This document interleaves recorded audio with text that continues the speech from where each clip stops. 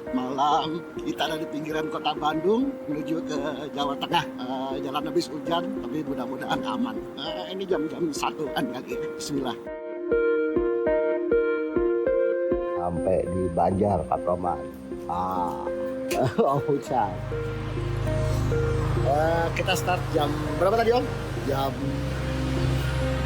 1:30.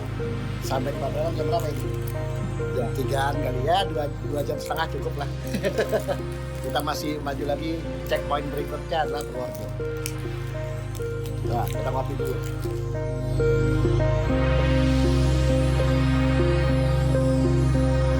Jawa Barat, Jawa Tengah. Assalamualaikum Jawa Tengah. Batuk di Bogor.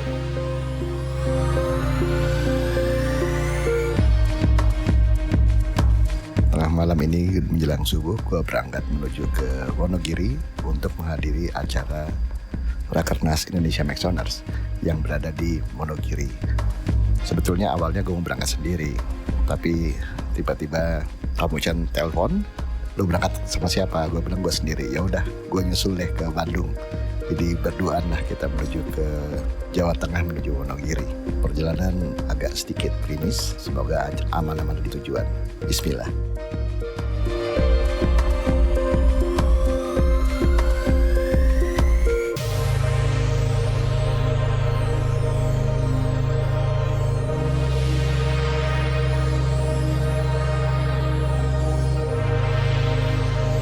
Perjalanan menuju ke Wonogiri, kita mampir dulu ke tempat Adinda Ludi, Presiden Indonesia McDonald's di Purworejo.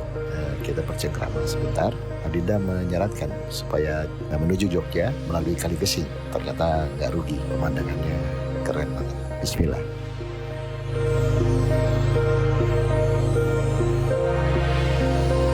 Sungainya bagus banget.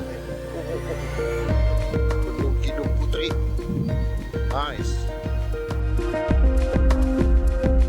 Jalur Kaligesing, intip pesona indahnya jalur alternatif Purworejo ke Yogyakarta.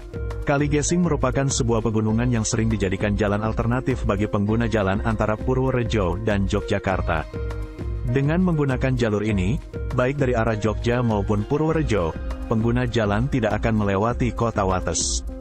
Menggunakan jalur Kaligesing dari arah Jogja ke Purworejo adalah 1 jam, menggunakan kendaraan roda 4. Jadi lumayan 1 jam bisa dipersingkat daripada melewati Wates. Baik dari Purworejo maupun dari arah Jogja, godean, saat akan memasuki wilayah Kaligesing jalanan menanjak, dengan kiri kanan pemandangan yang sangat bagus. Jalur Kaligesing kondisi jalan menanjak, atau boleh dibilang tanjakannya sangat ekstrim, terutama dari arah Purworejo. Jadi disarankan gunakan kendaraan yang betul-betul dengan kondisi mesin prima. Disarankan jangan melakukan perjalanan malam hari. Daerah yang akan dilewati merupakan hutan dan jarang rumah penduduk. Antara rumah satu dengan rumah yang lain berjauhan. Selain itu juga banyaknya pertigaan yang akan dilewati, dikhawatirkan papan arah yang ada kalau malam hari mungkin saja sulit dibaca sehingga pengguna salah jalur.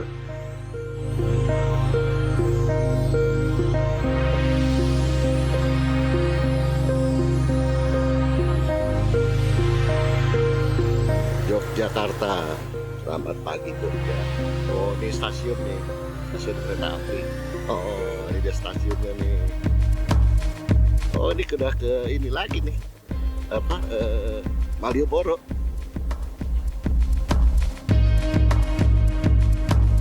Kota Yogyakarta, atau dikenal oleh masyarakat setempat dengan sebutan nama Yogya atau Jogja, adalah ibu kota daerah istimewa sekaligus pusat pemerintahan dan perekonomian dari daerah istimewa Yogyakarta, Indonesia.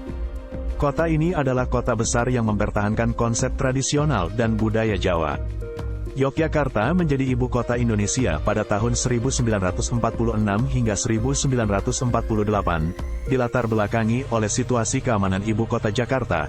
Saat itu masih disebut Batavia, yang memburuk dengan terjadinya saling serang antara kelompok pro-kemerdekaan dan kelompok pro-Belanda.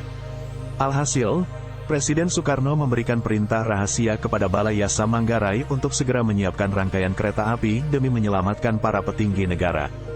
Pada tanggal 3 Januari tahun 1946 diputuskan bahwa Presiden Soekarno dan Wakil Presiden Hatta beserta beberapa menteri, staf dan keluarganya meninggalkan Jakarta dan pindah ke Yogyakarta sekaligus pula memindahkan ibu kota. Yogyakarta juga menjadi tempat terjadinya serangan umum tanggal 1 Maret tahun 1949, serangan mempertahankan kemerdekaan yang dipimpin langsung oleh Sri Sultan Hamengkubuwono ke-9 saat itu.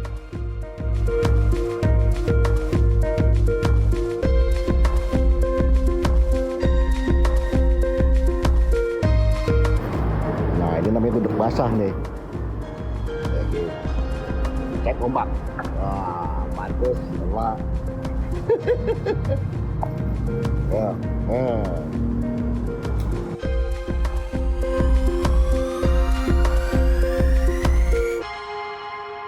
Oh, ini selamat jalan di Jogja nih.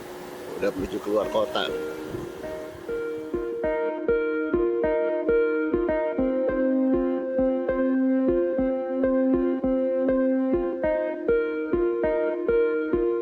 Kabupaten Klaten, Jawa Tengah, dijuluki Kota Seribu Candi. Hal ini lantaran, Kabupaten Klaten memiliki banyak candi bersejarah yang bercorak Hindu-Buddha. Candi-candi tersebut diperkirakan dibangun pada masa kerajaan Hindu-Buddha. Banyak candi-candi yang terdapat di Kompleks Prambanan. Keberadaan candi sebagai objek wisata sekaligus juga untuk kegiatan keagamaan. Kabupaten Klaten punya banyak sekali tempat wisata menarik. Bahkan masih banyak orang yang tak mengetahui keberadaan kabupaten yang satu ini. Klaten sendiri terletak di Jawa Tengah, berbatasan langsung dengan Yogyakarta, provinsi yang relatif jauh lebih populer dikunjungi wisatawan. Candi yang paling terkenal tentu adalah Candi Prambanan. Setengah dari luas Candi Prambanan berada di Klaten, sementara separuhnya lagi masuk wilayah Kabupaten Sleman. Selama ini, banyak orang mengira jika Candi Prambanan yang hanya berada di Yogyakarta. Kompleks candi yang dibangun Wangsa Sanjaya ini terbilang sangat luas. Ada banyak relief yang sambung-menyambung yang dipahat di dindingnya. Tak jauh dari Candi Prambanan, terdapat Candi Sewu yang memiliki usia yang lebih tua dari Candi Prambanan maupun Candi Borobudur.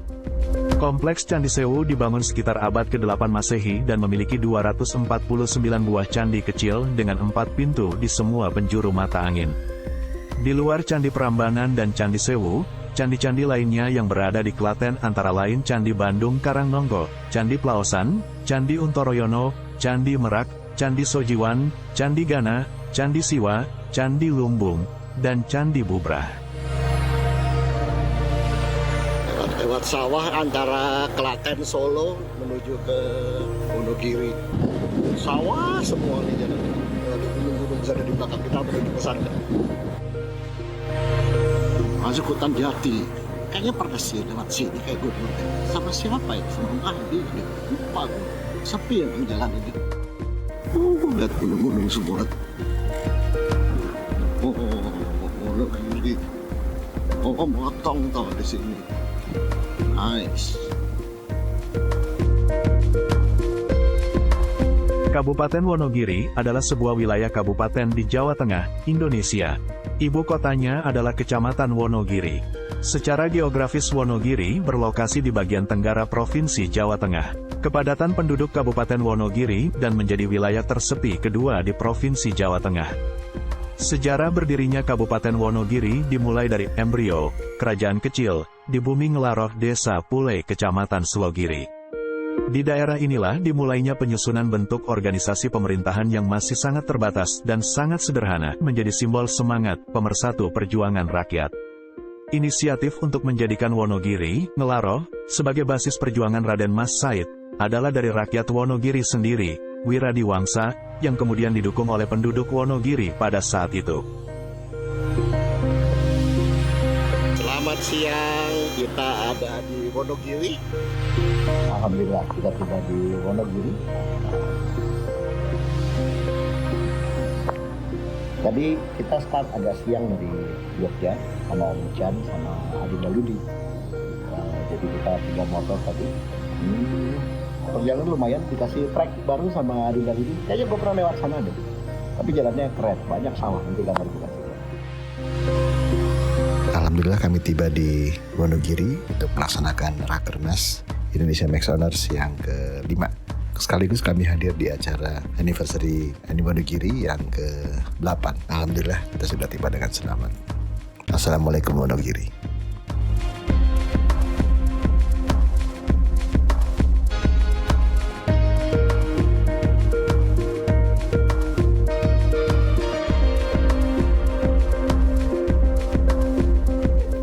Sampai di Uber, ini mau ngobrol-ngobrol dulu.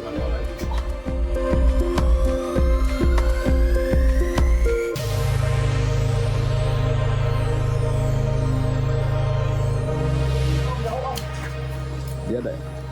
Agak crispy dikit. Ya, ke situ harus lewat tol dulu ya.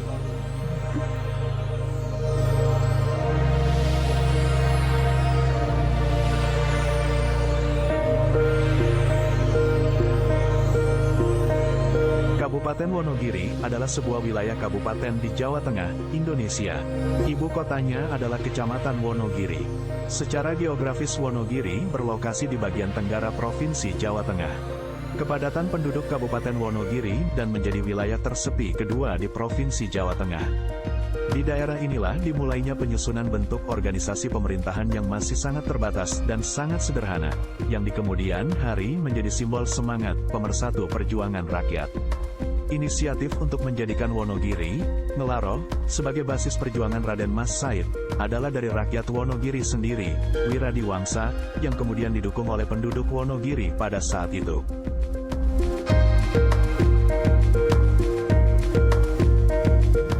Selamat pagi, kita ada di Rakernas Imo. Nah, di daerah Wonogiri. Kita lagi masuk sidang. Teman-teman pada datang semua nih. Pampres, Madi, juga ada. Jadi siap. Yuk, bismillah.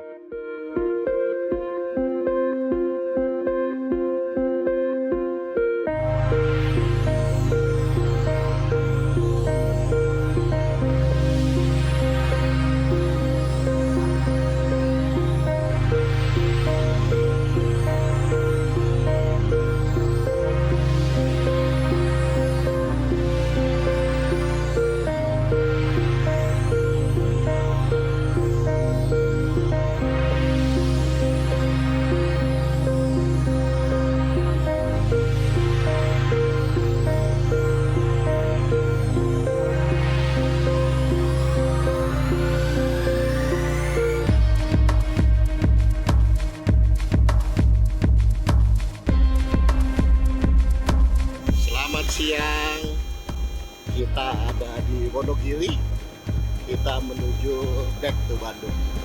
Terima kasih Wonogiri. Bismillah. Waduk Gajah Mungkur adalah sebuah waduk yang terletak 6 km di selatan pusat perkotaan Kabupaten Wonogiri. Waduk ini dibuat dengan cara membendung sungai terpanjang di Pulau Jawa, yakni Bengawan Solo. Waduk ini adalah waduk terakhir di Indonesia yang dibangun sendiri oleh Kementerian Pekerjaan Umum tanpa melibatkan kontraktor. Dengan dibangunnya waduk ini, debit banjir maksimal Bengawan Solo dapat dikurangi dari 4.000 meter kubik per detik menjadi hanya 400 meter kubik per detik, sehingga wilayah seluas 11.000 hektar dapat terbebas dari banjir. Waduk ini juga direncanakan dapat mengairi lahan pertanian seluas sekitar 23.600 hektar di Sukoharjo, Klaten, Karanganyar, dan Sragen. Air yang tertampung di waduk ini pun dimanfaatkan untuk membangkitkan listrik melalui sebuah PLTA berkapasitas 12,4 MW yang dikelola oleh PLN Indonesia Power.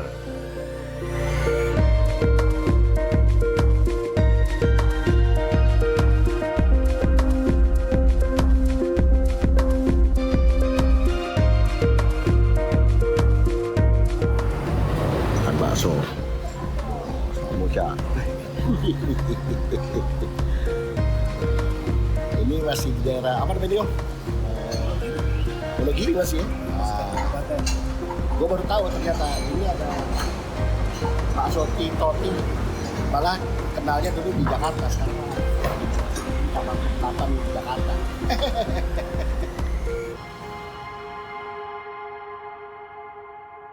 Kabupaten Wonogiri juga mempunyai keindahan alam yang tak kalah dari wilayah lain. Banyak spot wisata alam yang bisa kamu kunjungi saat berada di Wonogiri. Tak hanya menawarkan pesona alam, Wonogiri juga memberikan wisata budaya, kuliner, dan taman bermain. Untuk bisa menikmati wisata Wonogiri, bisa menempuh perjalanan dengan menggunakan transportasi roda 2 dan 4. Lokasinya yang masih asri dengan banyaknya perbukitan membuat wisatawan betah berwisata ke Wonogiri.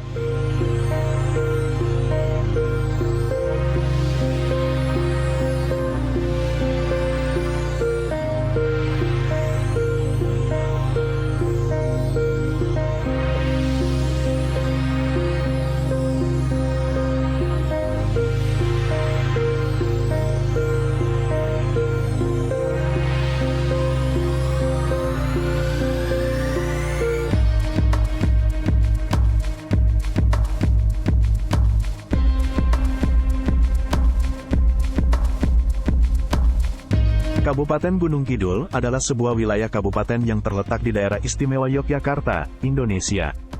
Ibu kota kabupaten ini terletak di Kapanewon, Wonosari. Nama kabupaten ini berasal dari bahasa Jawa, yaitu Gunung Kidul, gunung di selatan, wilayahnya terletak di jajaran Pegunungan Sewu, daerah istimewa Yogyakarta. Pesisir selatan Gunung Kidul memiliki beberapa pantai, yang paling terkenal adalah Pantai Baron. Ada sebuah taman di sebelah pantai yang dikelilingi oleh restoran seafood dan hostel. Ada pasar ikan segar di sisi timur pantai. Di sisi barat, sungai mengalir keluar dari gua yang hampir setinggi laut di sisi punggungan barat. Pantainya sendiri berwarna kaki dan terbentang dengan perahu nelayan tradisional. Di samping pantai utama, terdapat 1 km pantai pasir putih yang terletak di balik punggungan timurnya. Dari temuan-temuan arkeologi, kawasan Gunung Kidul diperkirakan telah dihuni oleh manusia, Homo sapiens, sejak 700.000 tahun lalu. Banyak ditemukan petunjuk keberadaan manusia yang ditemukan di gua-gua dan ceruk-ceruk di perbukitan Kares Gunung Kidul, terutama di Kapanewon Poncong. Kecenderungan manusia menempati Gunung Kidul saat itu disebabkan sebagian besar dataran rendah di Yogyakarta masih digenangi air. Kedatangan manusia pertama di Gunung Kidul terjadi pada akhir periode Pleistosen. Saat itu, manusia ras Australoid bermigrasi dari Pegunungan Sewu di Pacitan, Jawa Timur melewati lembah-lembah Kares Wonogiri, Jawa Tengah hingga akhirnya mencapai pesisir pantai selatan Gunung Kidul melalui jalur Bengawan Solo Purba. Ini daerahnya lewatin Gunung Kidul, terus masuk ke selatan lagi. Kecil jalannya, tapi nggak terlalu lurus, tapi ya lumayan. Bisa dipakai buat jalan-jalan. Sepi, nggak ada orang. Hutan-hutan doang. Linggo. Cakep jalannya, bro.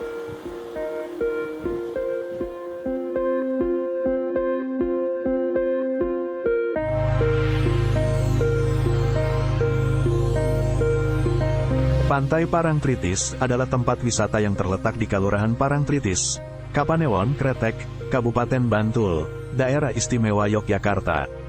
Jaraknya kurang lebih 27 km dari pusat kota. Pantai ini menjadi salah satu destinasi wisata terkenal di Yogyakarta dan telah menjadi ikon pariwisata di Yogyakarta. Pantai yang terletak di sisi timur Pantai Parangkusumo ini memiliki legenda yang melekat dengan Ratu Kidul sebagai penguasa laut selatan dan keindahannya. Pantai ini merupakan pantai yang cukup luas di Yogyakarta, berbeda dengan pantai-pantai di kawasan Yogyakarta lainnya seperti pantai di Gunung Kidul yang ukurannya relatif kecil. Pesona Pantai Parangtritis tidak bisa lepas dari sejarah, legenda, dan mitos Ratu Pantai Selatan yang sudah sangat terkenal di Indonesia. Hal itu berawal dari cerita mitos tentang kerajaan yang konon ada di laut sekitar pantai. Nyi Roro Kidul sendiri sudah menjadi sejarah panjang Yogyakarta dan Kerajaan Mataram. Ada banyak cerita dan mitos yang beredar seputar Nyi Roro Kidul, Sang Ratu Laut Selatan. Pantai Parangtritis juga memungkinkan wisatawan untuk menyaksikan matahari terbit dan matahari terbenam.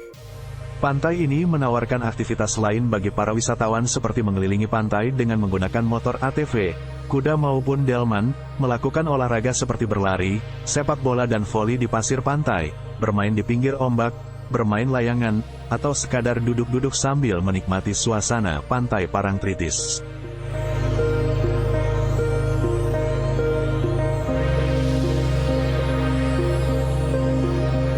Makam Raja Pajimatan Imogiri terletak di Dusun Pajimatan, Giri Rejo, Imogiri, Bantul.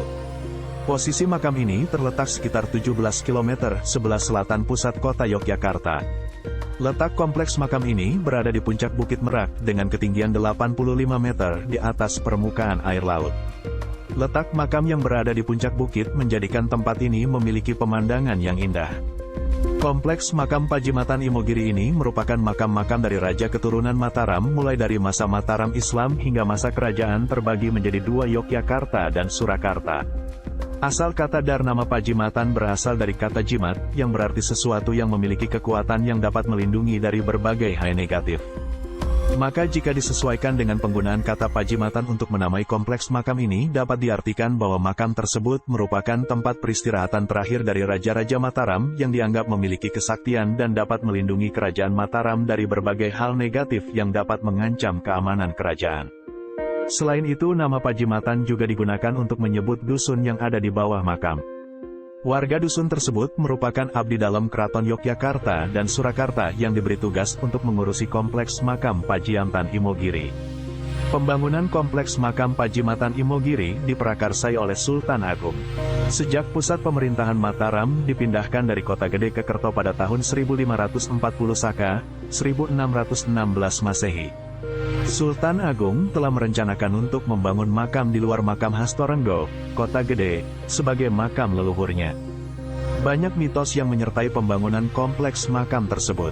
Salah satu mitos yang menceritakan tentang pembangunan kompleks makam Pajimatan adalah cara memilih lokasi untuk makam adalah dengan cara Sultan Agung menggenggam pasir dan melemparkannya. Di mana pasir itu akan jatuh, disitulah beliau ingin dimakamkan. Pada awalnya pasir yang dilemparkan itu jatuh di daerah Giriloyo. Pada awalnya Sultan Agung membangun makamnya di daerah Giriloyo tersebut.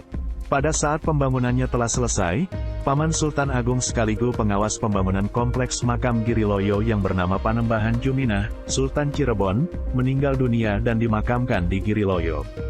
Akhirnya Sultan Agung kembali melemparkan pasir dan jatuh di Bukit Merak dan membangun makamnya di bukit tersebut.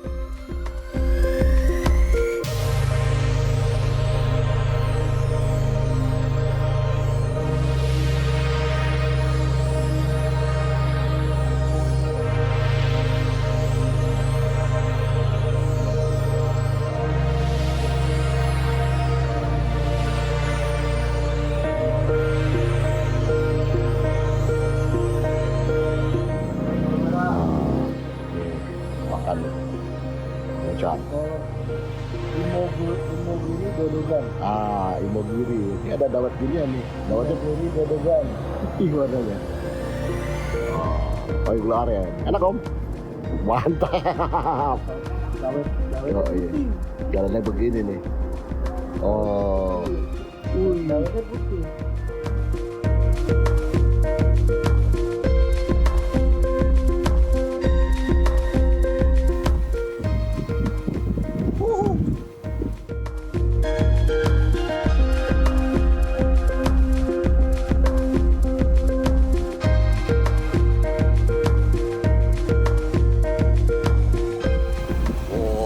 look at that.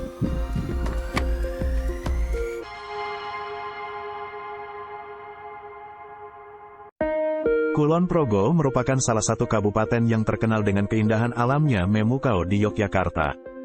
Salah satu destinasi wisata yang menarik perhatian para pengunjung adalah Pantai Congot.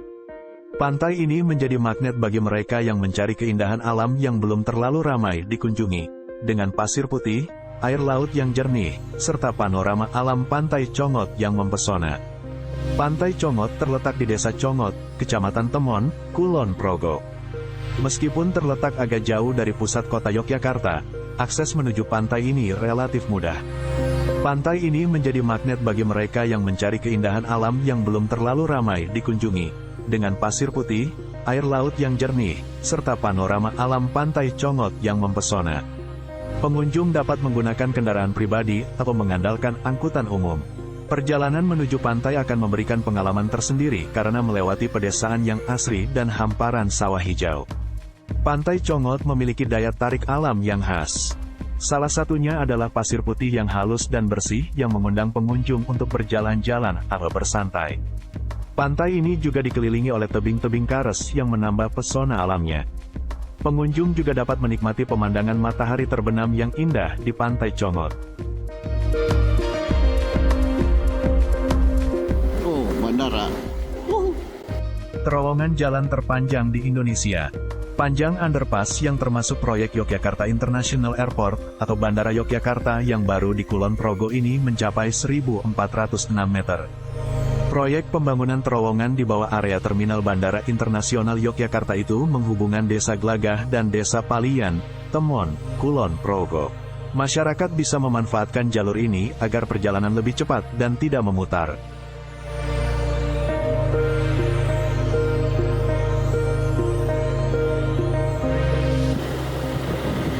Ada wisata suhu. Pantai Ciwi. Oh, ini banyak pantai-pantai sini. Bagus-bagus nih.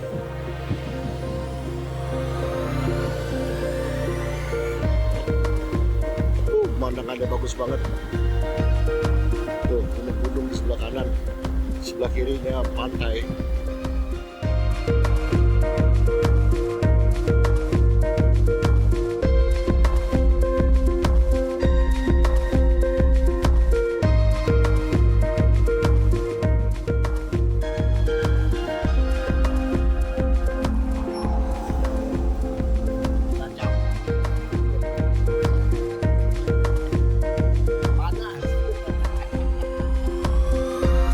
Dekat-dekat Pantai Ayah nih, udah antara Kebumen sama Cilacap. Bentar lagi kita masuk ke daerah yang menuju Pantai Ayah itu. Bismillah.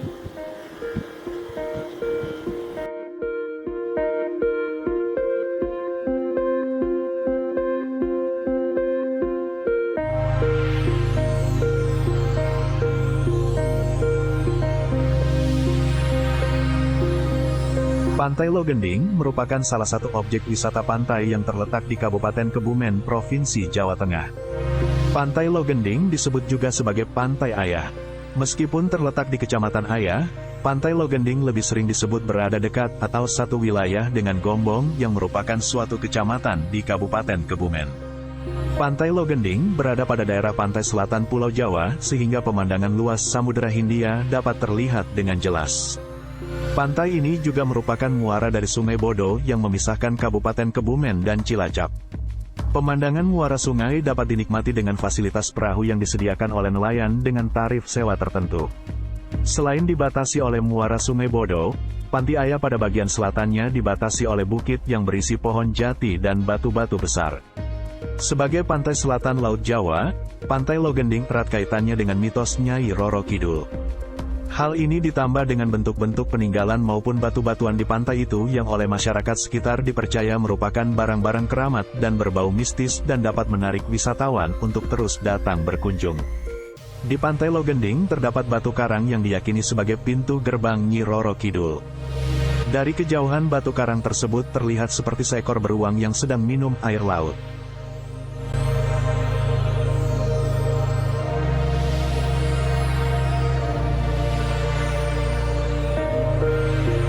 Ini ada sungai juga nih. Oh, dekat banyak kapal nelayan. Cakep banget pemandangannya.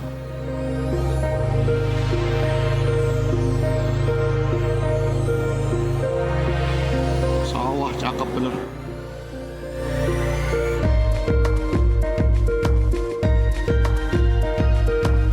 Cilacap adalah sebuah wilayah kabupaten yang terletak di Provinsi Jawa Tengah, Indonesia. Ibu kotanya adalah kota Cilacap. Berbatasan langsung dengan Provinsi Jawa Barat, Cilacap merupakan daerah pertemuan budaya Banyumasan dengan budaya Sunda, Priangan Timur. Wilayah Kabupaten Cilacap berbatasan langsung dengan Provinsi Jawa Barat yang didominasi oleh budaya dan tradisi suku Sunda. Karena itu, penduduk Kabupaten Cilacap memiliki tradisi dan kebudayaan suku Sunda dan suku Jawa. Penduduk Kabupaten Cilacap yang bertutur dalam bahasa Sunda, terutama di kecamatan-kecamatan yang berbatasan dengan Jawa Barat. Sejarah Cilacap adalah sejarah mengenai perkembangan wilayah daerah Cilacap di Jawa Tengah. Cilacap sebagai pemerintahan lokal sudah berdiri sejak zaman Majapahit dengan penguasa yang terkenal yaitu Ki Gede Ayah dan Ki Ageng Donan.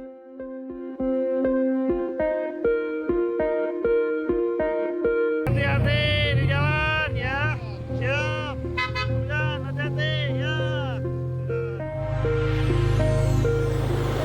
perbatasan Jawa Tengah, Jawa Barat.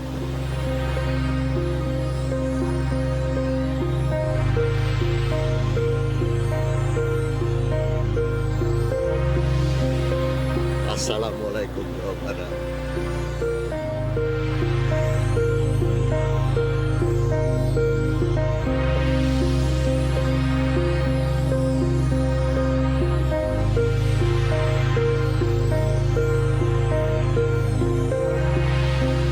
Welcome to Bandung. Ini udah di ujungnya Nagrek.